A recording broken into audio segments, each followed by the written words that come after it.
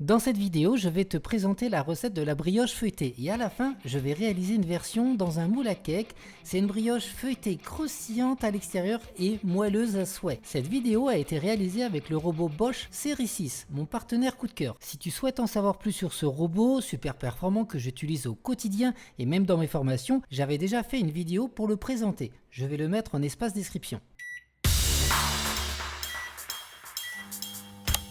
On va déjà peser tous les ingrédients, toutes les infos sont en espace description et ensuite on va préparer la cuve du robot. Donc le robot, on va y ajouter le crochet. Donc là comme tu vois, c'est pas la feuille, c'est le crochet qu'on utilise. Donc ici avec le système planétaire, c'est très facile, tu verras un petit peu plus tard. Donc on va peser tous les ingrédients et ensuite on met tout dans la cuve par ordre. Comme ceci, donc d'abord l'élément liquide, après le sel, le sucre, on ne met pas en contact le sel et le sucre avec la levure, donc c'est pour ça qu'après j'ajoute la farine, ensuite j'ajoute ma levure et je vais tout de suite aussi ajouter mon beurre, donc à température ambiante tout simplement. Voilà, une fois que c'est fait, on va le mettre au robot, on va brancher, regardez-moi cette facilité là, j'en profite.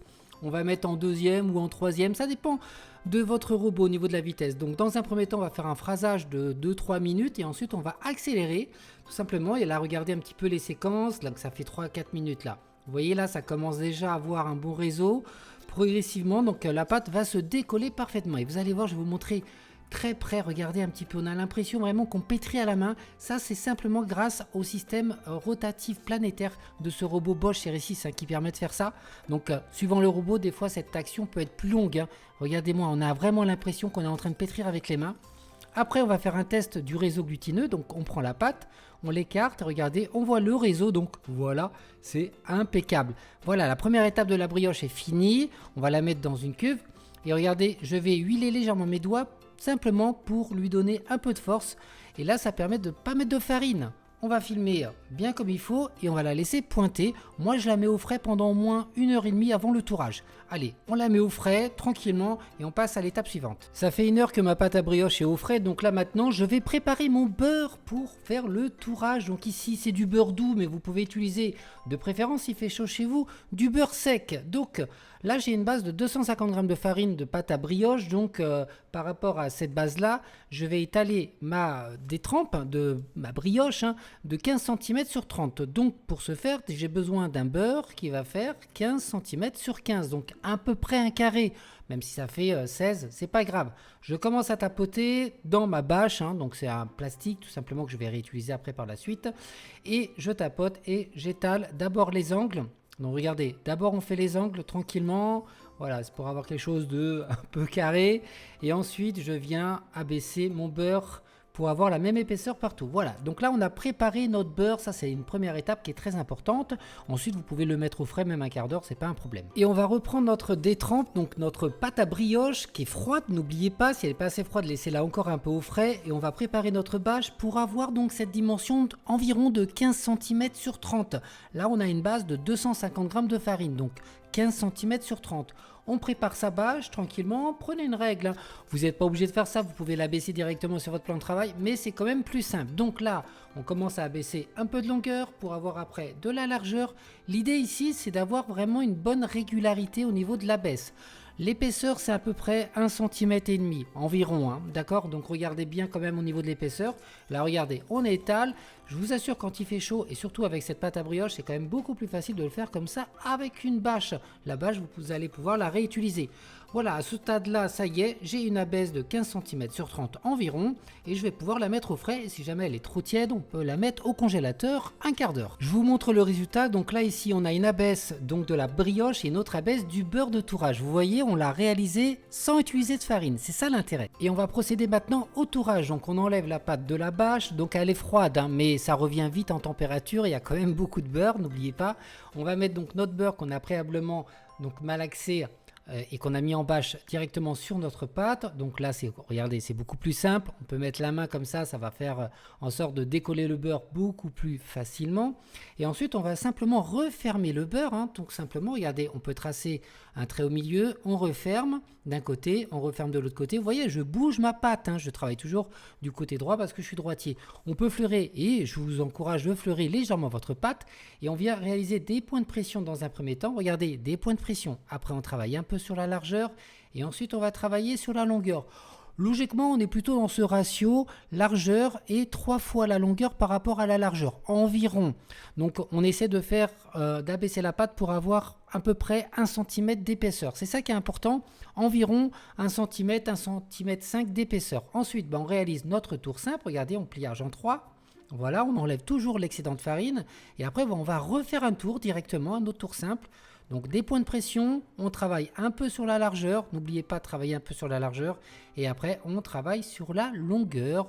Voilà, regardez, on sent qu'elle est déjà un petit peu plus élastique. Donc, si vous n'arrivez pas à faire ça, eh ben, vous la mettez au frais avant de refaire un deuxième tour simple. Voilà, on travaille un peu la largeur. Et après, bah, écoutez, c'est terminé. On a déjà fait donc 2 tours simples. Donc là, c'est bon. Pour moi, c'est terminé. On a la pâte à brioche. Donc là, feuilletée. Hein, donc là, c'est parfait. Quand on fait les pliages, on essaie de garder le côté le plus joli à l'extérieur. Donc voilà, tout simplement, hein, voilà. Après on peut tapoter un petit peu pour faire adhérer les différentes couches. On enlève bien l'excédent de farine et là, très important, on va donc la laisser reposer au frais, faire une détente au frais. Donc on va, voilà, comme tout à l'heure j'ai repris la même bâche. Voilà, on plie bien pour éviter d'avoir donc de l'air et après on pose sur un plateau et on le laisse au congélateur un quart d'heure et après au frais une demi-heure pour le retravailler. Vous pouvez à ce stade même le laisser au frais pour le lendemain. Ce qui est important, si vous souhaitez travailler votre brioche feuilletée, il faut qu'elle soit vraiment très froide.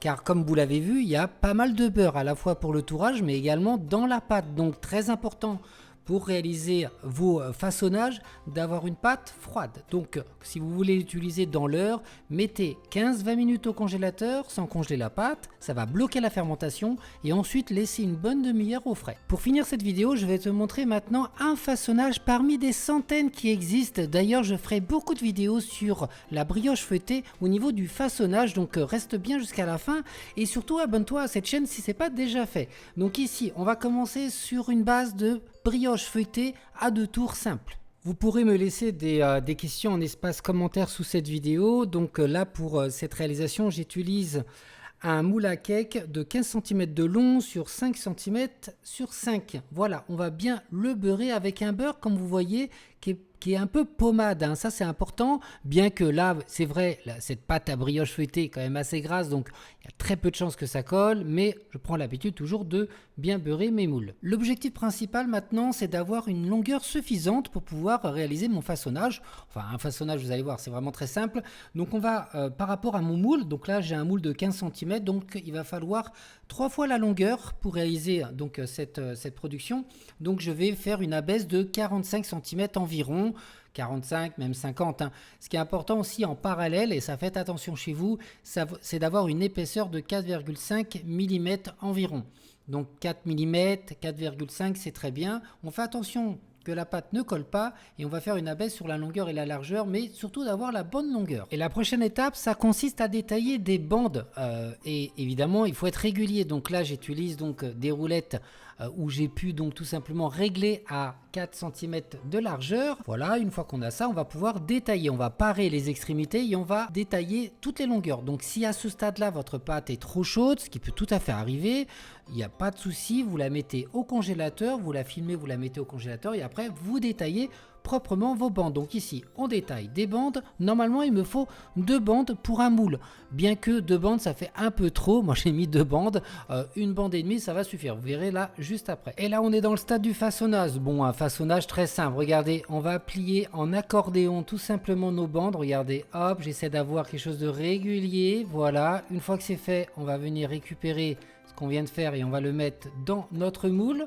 Voilà, tout simplement. Donc comme j'ai dit, j'utilise 2 bandes, mais en fait une bande et demie ça suffit largement, parce que sinon ça fait un peu serré je trouve par rapport à cette longueur de 15 cm. Regardez, on vient reposer tout simplement la pâte par dessus et hop, là c'est terminé. Donc là comme vous voyez, là c'est très bien, c'est un chouïa serré. Voilà, maintenant pour donner un peu plus de gourmandise, je vais y ajouter donc des petits bâtonnets chocolat. Vous pouvez mettre du praliné aussi ou un confit de framboise, ce que vous voulez, ou tout simplement laisser neutre, comme ça suffit aussi largement. Donc voilà, là on a fait ça, le moule il fait 15 cm comme je vous ai dit, mais si vous le faites chez vous, faites-le mais en les serrant un chouïa moins. Et c'est le moment de les placer en étuve tranquillement pendant au moins 1h30 à 25-26 degrés avec de l'humidité. N'oubliez pas, vous pouvez me laisser des commentaires si vous souhaitez savoir comment faire une étuve chez vous. Et voilà, après 1h30 d'étuve, donc on va y ajouter du sucre cassonade par-dessus. Ça va vraiment donner ce petit croustillant qu'on aime tant quand on mange une brioche feuilletée. Donc on met du sucre cassonade partout. Vous voyez, là j'en ai fait 3 avec cette recette sur une base de 250 g de farine. Et pour la cuisson, donc ici c'est un four ventilé, donc j'ai laissé cuire à 170 degrés pendant au moins 17 à 20 minutes environ. Et boum, voilà le résultat, tout simplement une tuerie. En plus, quand on les mange tièdes, c'est encore mieux. Donc là, j'ai mis des petites billes de décor dessus. Franchement, le petit bémol simplement, j'aurais dû les serrer un peu moins. Mais bon, ça c'est que la partie visuelle. Mais franchement, c'est une tuerie. Faites-le à la maison, envoyez-moi vos réalisations sur mon compte Instagram et je vous dis à très vite lors d'une prochaine vidéo. Salut, ciao!